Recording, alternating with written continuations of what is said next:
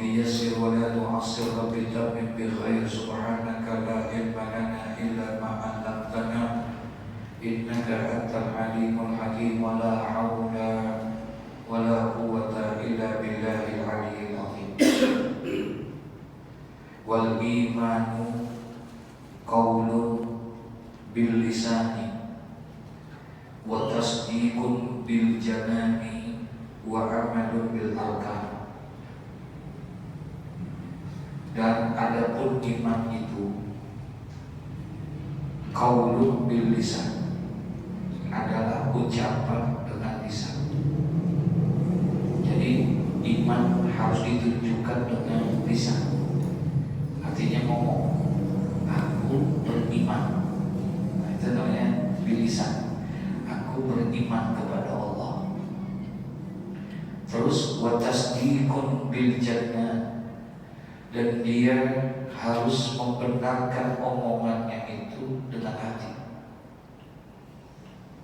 Bukan hanya sekedar ngomong tapi nggak percaya hatinya, ragu sama Allah, belum beriman. Iman itu harus diucapkan dengan lisan, harus dibenarkan dengan apa? Hati. Benar bahwa Allah adalah Tuhan saya, yakinkan itu dalam diri saya. Ya, cukup sampai di situ? Belum. Wa amalun bil arkan. Iman harus juga dibuktikan dengan perbuatan daripada anggota tubuh badannya. Harus ada. Jadi gak cukup hanya sekedar ngomong doang, beriman. Sembahyang enggak. Perintah Allah enggak dijalani, larangan Allah enggak dijauhin, maka dia belum mencapai kesempurnaan iman. Jadi iman harus 3 unsur ini ada. Pertama, dia harus ucapkan dengan lisan dia. Yang kedua, ucapan lisannya itu harus dibenarkan dengan apa? Dengan hatinya. Dan yang ketiga adalah dengan mengamalkan daripada anggota badannya. Selama ini banyak di antaranya orang-orang yang mengaku imannya hanya baru sampai di lisan aja. Ya, beriman dia, benar Tuhannya, tapi belum mengamalkan secara maksimal daripada anggota tubuhnya. Fir'aun, kenal sama Fir'aun? Fir'aun itu di akhir-akhir hayatnya, ketika dia dalam keadaan terombang-ambing, dalam keadaan tenggelam di tengah laut yang itu, berteriak-teriak kepada Nabi Musa. Dia mengatakan bahwa, ya Musa, amantu bi Rabbi Musa, amantu bi Rabbi Musa. Musa, sekarang saya beriman kepada Tuhan engkau, wahai Musa. Saya beriman kepada Tuhanmu, Musa. Maafkan saya, tolongin saya, Musa, tolongin saya. Dia minta kepada Nabi Musa, dan dia nyatain bahwa dia beriman kepada Tuhannya Nabi Musa. Berarti beriman sama siapa? Sama Allah. Saya beriman kepada Allah, kepada Tuhanmu ya Musa. Maafkan aku dan tolonglah aku, selamatkan aku Musa, selamatkan aku Musa, maafkan aku. Satu riwayat, Fir'aun itu mengucapkannya sampai 70 kali mintanya kepada Nabi Musa. Sampai 70 kali minta maafkan saya, tolongin saya, selamatkan saya beriman kepada Tuhanmu Musa. 70 kali. Sama Musa udah kebangetan gendeng kali ya, udah kebangetan kesel, gak diterima sama Nabi Musa, dicuekin. Engkau telah mengkhianati wilayahmu, engkau telah menzalimi umatku, ya macam-macam. Sehingga tak dimaafkan oleh Musa. Padahal sudah minta berapa kali? 70 kali.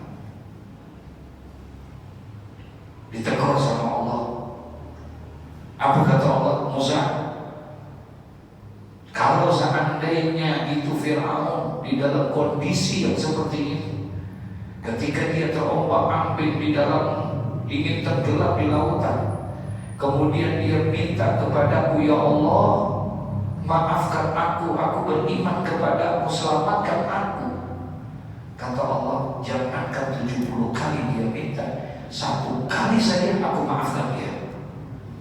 Allah, jangankan 70 kali dia minta, sekali saja dia minta kepadaku, aku akan maafkan dia dan aku akan selamatkan.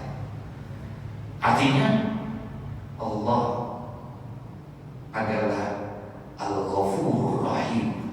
Allah itu zat yang maha pemaaf dan maha penyayang. Cukup kita angkat tangan kita ketika dosa kita sebanyak apapun dosa kita. Paham maksudnya? Ya. Kita minta kepada Allah dengan permintaan yang benar-benar kita minta. Itu yang disebut dengan taubatan nasuha. Maka Allah akan ampuni dosa. Gak perlu pakai 70 kali. Nabi Musa 70 kali masih diapain? Masih dicuekin Nabi Musa. Ini yang mau Allah buka. Makanya ada pintu, ada babu taubat. Ada pintu taubat yang Allah buka sampai dengan saat sekarang. Itu taubat itu selalu dibuka oleh pagi, sore, siang, malam dibuka itu semua. Buat orang-orang yang bertobat kepada Allah. Nanti ditutup. Kapan ditutup itu taubat ini? Ketika matahari sudah bersatu dengan bulan. Tertutup itu semuanya sudah. Matahari sudah tidak lagi terbit di tempatnya, tapi dia sudah terbit di tempat terbenamnya matahari. Sudah terbalik.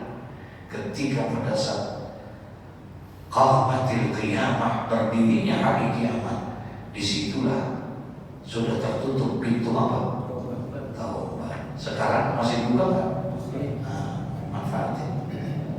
Ya, manfaatin. Gak ada dosa yang tidak dimaafkan. Sebab nanti taubat kita dilihat sampai sejauh mana taubat kita. Ya. Nanti dibahas ada kita. Nah, jadi itulah yang disebut dengan iman. Iman harus diucapkan dengan lisan, harus membenarkan dengan hati, harus dipraktekkan dengan amal dan perbuatan. Jadi kalau seandainya dia hanya beriman, sembahyang enggak, ya, masih ragu sama Allah, berarti belum sempurna keimanannya. Hanya baru dari lisannya saja. Wa dalilul a'mali aktsaru min ayyuhsa. Dan dalil tentang keharusan melakukan berbagai macam amal-amal itu aksaru, yang itu banyak sekali, min ayyuhsa, sampai tidak terhitung itu. Bahwa keterangan dalil dianjurkannya kita untuk beramal, melakukan perbuatan dengan anggota tubuh kita ini, itu banyak sekali dalil-dalilnya. Ya, diharuskan kita untuk melakukan. Makanya selalu pasti kalau kata-kata amanu pasti ada amilus sholihah. Selalu itu berdampingan. Wal 'asri innal insana lafi khusrin illa alladzina amanu wa amilus sholihah. Amanu pasti ada amal. Iman pasti ada amal. Jadi bohong. Belum sempurna iman seseorang kalau dia hanya dengan lisannya saja. Sekalipun katanya wa in kana al-'abdu yablughul jannah bi fadlillahi ta'ala wa karamihi. Sekalipun adalah seorang hamba itu yablughul jannah, dia akan sampai kepada surga, dia akan masuk ke dalam surga itu bi fadlillahi ta'ala wa karamihi, adalah dia masuk surga karena kemurahan Allah, karena anugerah Allah, dan juga karena sifat rahman rahimnya Allah. Benar bahwa orang masuk surga itu adalah karena rahmat Allah. Ya, jadi bukan karena sebab sholat kita bisa dengan sholat kita bisa masuk surga, bukan. Bukan karena sebab daripada ibadah kita jadi masuk surga, belum. Bukan itu yang jadi jaminan masuk surga.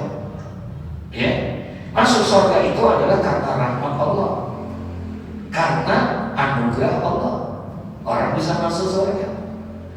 Tapi bagaimana mungkin dia bisa mendapatkan rahmat Allah? Bagaimana mungkin dia bisa mendapatkan anugerah Allah kalau seandainya dia tidak menjalankan apa yang diperintahkan oleh Allah? Paham maksudnya? Iya. Betul, yang namanya masuk surga adalah karena rahmat Allah. Allahumma inni as'aluka ridhaka wal jannah. Sesungguhnya Allah Subhanahu sahabat kita memohon kepada Allah, memohon ridho dan rahmatnya untuk masuk ke dalam surga.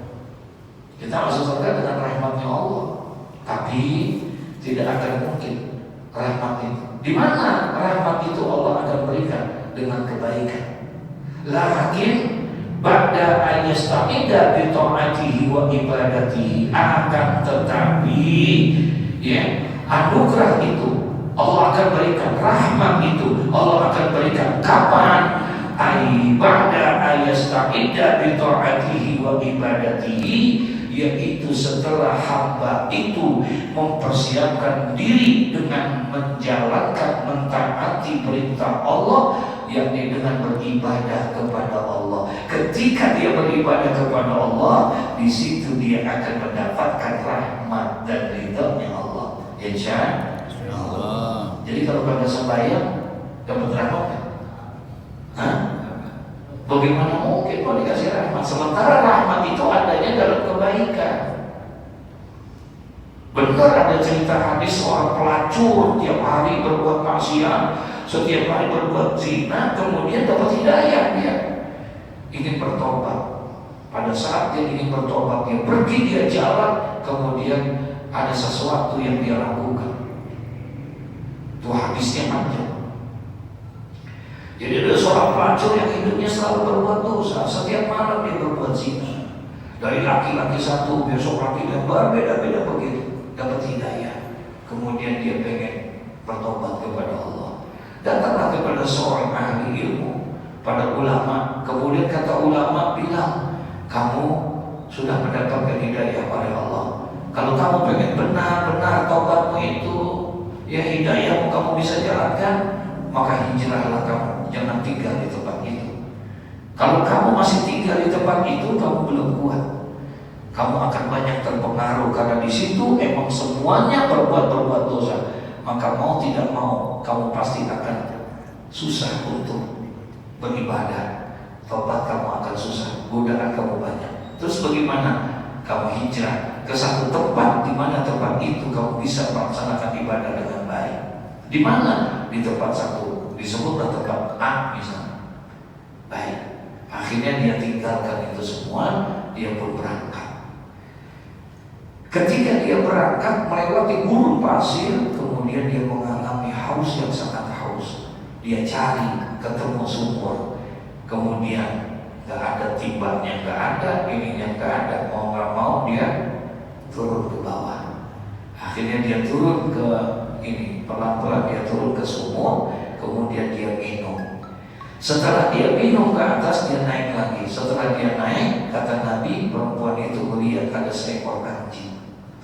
Ya, seekor anjing sedang mengais-ngais pasir gurun dengan lidahnya mencari air karena sedang apa? Kehausan. Pelacur itu lihat, baru naik dia melihat itu, meneteskan air mata. Apa kata pelacur dalam hatinya? Apa yang dirasakan oleh anjing itu tadi aku rasakan. Haus yang sangat haus. Ya, pasti dia sangat haus. Kemudian dia turun lagi ke bawah. Dia ambil air. Pakai apa ambilnya? Ember ada? Nggak ada. Semua nggak ada. Akhirnya dia buka sepatunya. Kemudian dia isi air itu di dalam sepatunya. Digigitlah sepatu itu sambil naik ke atas. Kalau air di sepatu ada nggak 10 liter? Sedikit. Kemudian dia gigit, udah sedikit digigit naik, goyang-goyang gitu. Tapi goyangnya bukan game, bukan ya, goyang-goyang dia. Jadi goyang-goyang, mau nggak mau air yang di sepatu tumpah kan? Iya, tumpah-tumpah, masih tumpah-tumpah. Nah, ketika ditumpah-tumpahan, berarti sampai di atas banyak apa sedikit? Sedikit. Dikasih anjing itu. Anjing itu minum dengan begitu ininya. Kemudian anjing itu pergi. Nah, dia pun senang. Berangkatlah dia jalan, karena letih jatuh meninggal dunia. Nah, ketika dia meninggal dunia, ribut dua malaikat kata Nabi, malaikatul azab dan malaikatul rahmat. Malaikat azab bilang dia harus masuk ke neraka. Kata malaikat rahmat, enggak, dia sudah bertobat. Kata malaikat azab, iya, dia tobat tapi belum melakukan apa-apa. Paham gak? Dia baru mau pindah ke sana, dia mau hijrah, dia mau itu, tapi dia belum, sembahyang aja belum, ini belum, itu belum, apalagi ngaji malam Senin belum. Jadi belum dia lakukan itu semua, gitu. Semen dia baru satu melakukan kebaikan kepada apa? Seekor anjing. Masya Allah. Kemudian Allah utus malaikat Jibril, kemudian disampaikan oleh malaikat Jibril tentang ridha dan rahmat Allah. Perbuatan yang sekecil itu ternyata Allah ridha, Allah rahmat. Artinya rahmat dan ridha Allah tidak datang kecuali kita ada kebaikan yang kita kerjakan. Paham maksudnya? Iya. Ya, Masya Allah. Li'anna rahmatallahi qaribun minal muhsinin. Kata Allah dalam Al-Quran, li'anna rahmatallahi qaribun minal muhsinin. Sesungguhnya rahmat Allah itu qaribun, sangat dekat sekali. Sesungguhnya rahmat Allah sangat dekat sekali. Kepada siapa? Minal muhsinin, kepada orang yang berbuat kebaikan. Berarti mau nggak mau dia harus apa? Berbuat kebaikan. Berbuat kebaikan namanya beramal. Iman tanpa amal maka tidak ada nilainya. Makanya tadi al-iman qaulun bil lisan wa tasdiqun bil janan wa amalun bil arkan. Yang namanya iman diucapkan dengan hati, diucapkan dengan lisan, dibenarkan dengan hati, dan diamalkan dengan perbuatan. Tiga ini mesti ada kalau pengen imannya sempurna. Paham ya? Apalagi walau qila aidan yablughu bi mujarradatil iman, ya. Walaupun katanya ada juga yang mengatakan seseorang dapat mencapai ke surga itu dengan hanya semata-mata beriman. Iya, betul, dia semata-mata dengan beriman maka dia masuk. Tapi iman kan tadi, apa cukup dengan ngomong doang? Iman cukup gak? Cukup gak dengan membenarkan hatinya doang? Harus dengan apa? Amal, perbuatan. Kulna na'am lakin mata yang loh. Ya, tapi kata Imam Ghazali benar bahwa orang itu akan bisa masuk dengan iman saja. Tapi lakin mata ya belum, sampai kapan dia bisa mencapai itu? Ya, wa kam min aqabatin kamutin yang ta'uha ila ayyasina. Dan berapa banyak tanjakan yang terjal yang dia dapat menempuh tanjakan itu untuk mencapai ke sana. Ya. Fa awwalu tilkal aqabati aqabatul iman. Adapun tanjakan yang harus dilewati untuk menuju surga itu adalah tanjakan keimanan. Betul, orang bisa masuk surga hanya dengan iman, bisa. Tapi permasalahannya wa iza wasara hal yakuna khaiban muflisan. Ya, apakah dia bisa menjaga, memelihara iman dia sampai akhir hayatnya? Ya, apakah dia bisa mampu menjaga itu? Kalau hanya dia beriman, ya, sementara dia nggak jaga, dia nggak pelihara imannya, Masya Allah. Sekarang kita beriman, besok belum tentu nauzubillah min dzalik. Berapa banyak orang yang imannya tergeser hanya karena ekonomi, hanya karena ini, karena itu dan lain sebagainya. Masya Allah. Bisa hilang tak? Bisa tercabut ya? Bisa. Keimanan itu, ya. Nah, jadi oleh karena itu, untuk menyelamatkan iman itu, maka mau tidak mau dia harus beramal supaya imannya tetap terjaga, supaya imannya tetap terpelihara. Wa qala Hasanul Basri yaqulu Allah Ta'ala li ibadihi yaumal qiyamah. Allah berfirman kepada para hamba-hambanya pada hari kiamat, apa? Udkhulu ya ibadil jannah, ya, bi rahmati waqtasimuha bi a'malikum. Tuh, masuklah kamu sekalian, wahai hambaku, kata Allah, ke surga, bi rahmati, dengan rahmatku, waqtasimuha bi a'malikum, ya, sesuai dengan amal ibadah yang kamu lakukan. Kita ganti amal kita. Masa amal kita kira-kira kelas kita sama kelasnya para nabi sama nggak? Hah? Kalau kita masuk surga, ini kalau masuk surga nih, ya kalau kita masuk surga kira-kira kelas kita sama nggak kedudukan kita, ya, kelasnya, tingkatnya sama tingkatnya para ulama, sama nggak? Dia mah VIP. Kita ya DPR juga nggak apa-apa ya. Ya DPR nggak apa-apa kali ya. Yang penting MPR apa? Surga. Ya akhirnya nggak apa-apa MPR. Ya Allah ya Rabbana. Itu yang ngaji malam Senin tuh di MPR. Ya nggak ngaji di mana itu. Astagfirullahaladzim. Mudah-mudahan kalau kasih istiqomah ya, untuk mempertahankan iman ini berat kan? Berat kan? Ujiannya berat kan? Berat, Masya Allah. Ini hanya tadi mau pulang, terus kelamaan Ustaznya datangnya. Ya, setelah mudah-mudahan Allah menjadikan istiqomah buat kita. Ayyuhal walad ila akhiri wallahu a'lam bishawab. Ya, mudah-mudahan ada manfaatnya. Masya Allah, Masya Allah. Ya, Al-Fatihah. A'udzubillahi minasyaitonir rajim. Bismillahirrahmanirrahim. Alhamdulillahirabbil alamin arrahmanir rahim maliki yaumiddin. Iyyaka na'budu wa iyyaka nasta'in.